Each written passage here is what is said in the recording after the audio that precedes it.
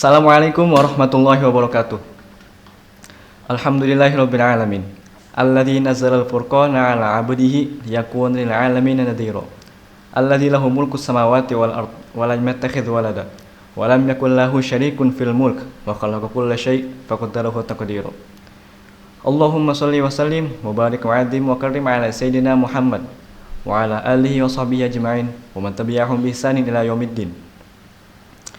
Ismi Khalifah Fatan Ibadur Rahman wa ana talib min Ma'had Darul Quran Baituna.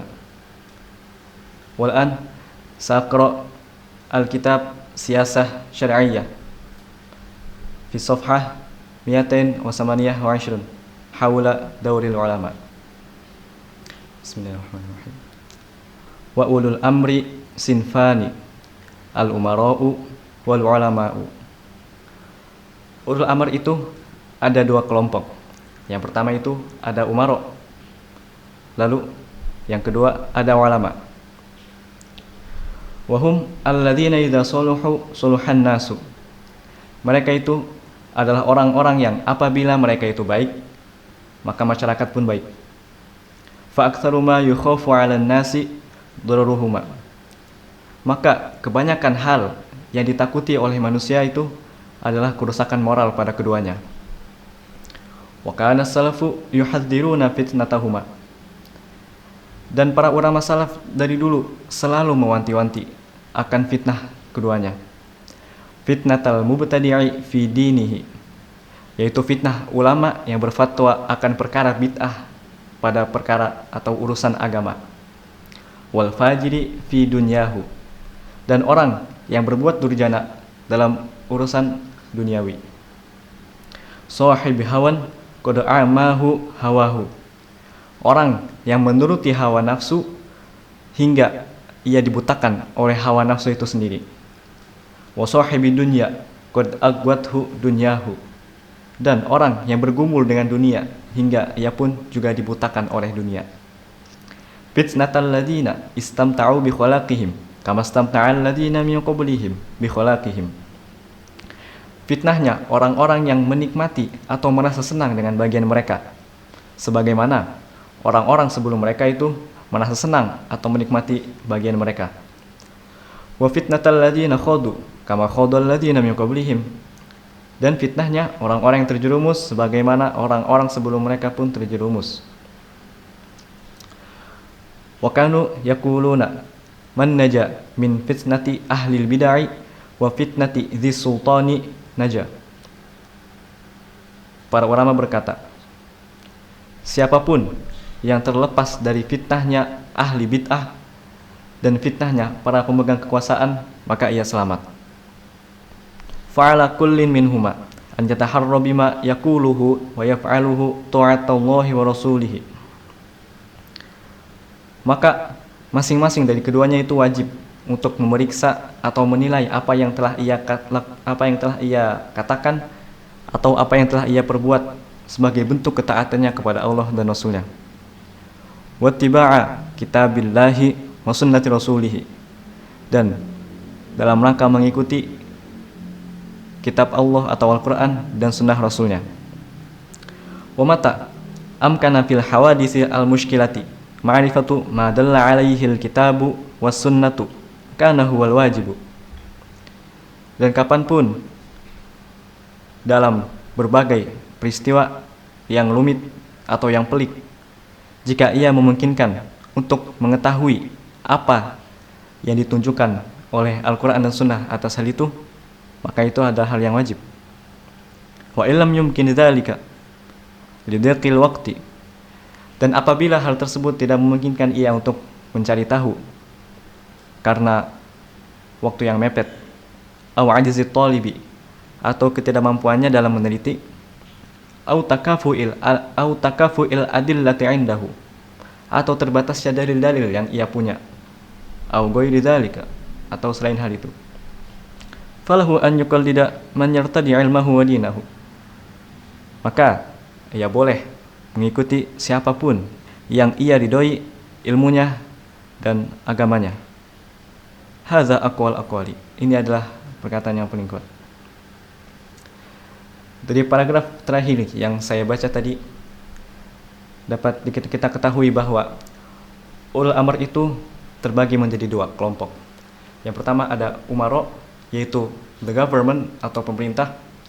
Lalu ada al-ulama, the scholar atau para orang berilmu.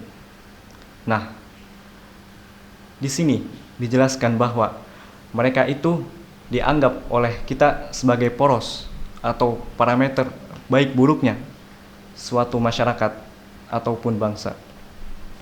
Apabila mereka baik, maka masyarakat itu bisa dinilai baik. Dan kebalikannya, jika mereka itu buruk, maka masyarakat pun bisa dinilai buruk. Maka banyak dari orang-orang yang takut akan kerusakan moral yang terjadi di antara keduanya.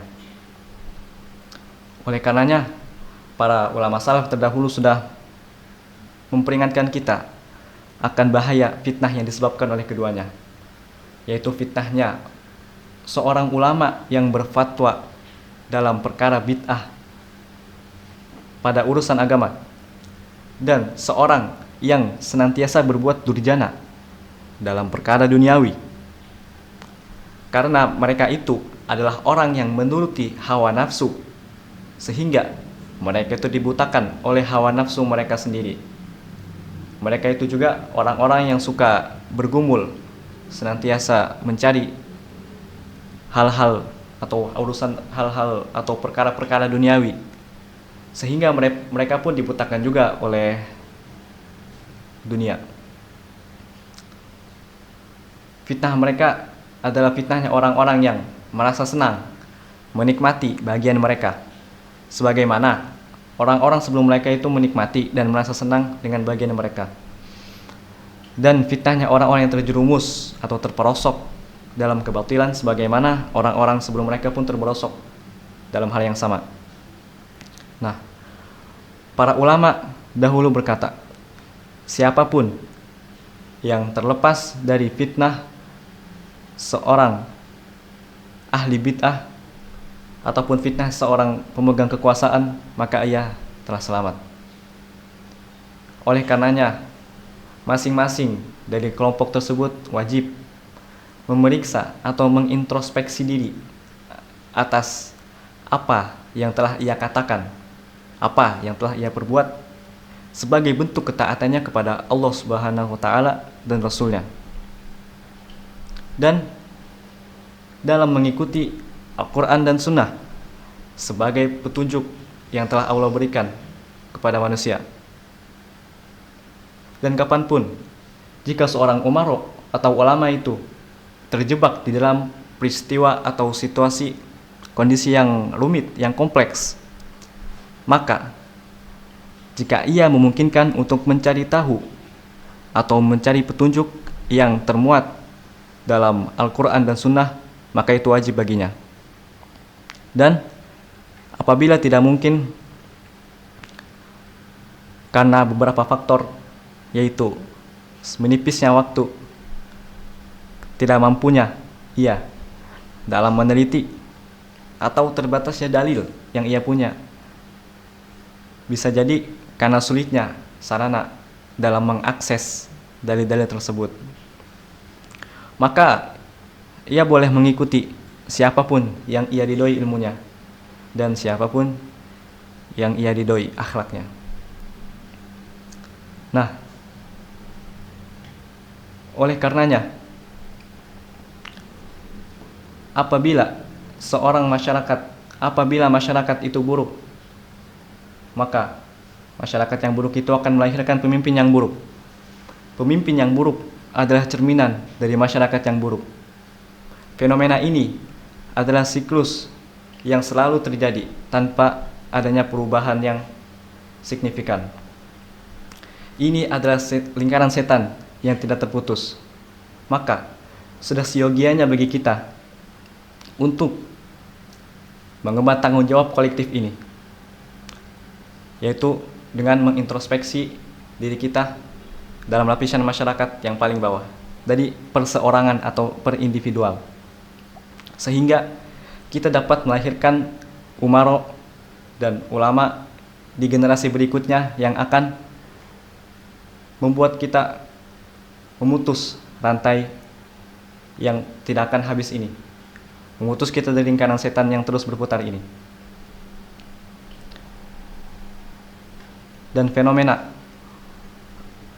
bahwa munculnya Menteri Purbaya, yaitu Menteri Keuangan saat ini, merupakan kebutuhan sosial yang diidam-idamkan oleh para remaja saat ini. Karena apa yang disebut orang-orang sebagai menteri yang nyentrik, karena gaya bicaranya yang kelewat non formal di forum resmi sekalipun, merangkul anak muda dalam menyampaikan aspirasinya di sarana publik. Kemudian kita juga wajib dalam mengintrospeksi diri kita. Apa yang telah kita katakan, apa yang telah kita lakukan, itu adalah sarana kita dalam menyampaikan ketaatan kita kepada Allah dan Rasul-Nya. Serta kita juga harus mengikuti atau merujuk kepada Al-Quran dan Sunnah sebagai sumber pedoman utama kita.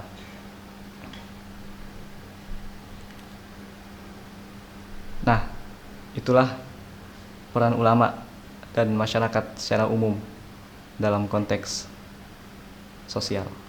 Terima kasih. Wassalamualaikum warahmatullahi wabarakatuh.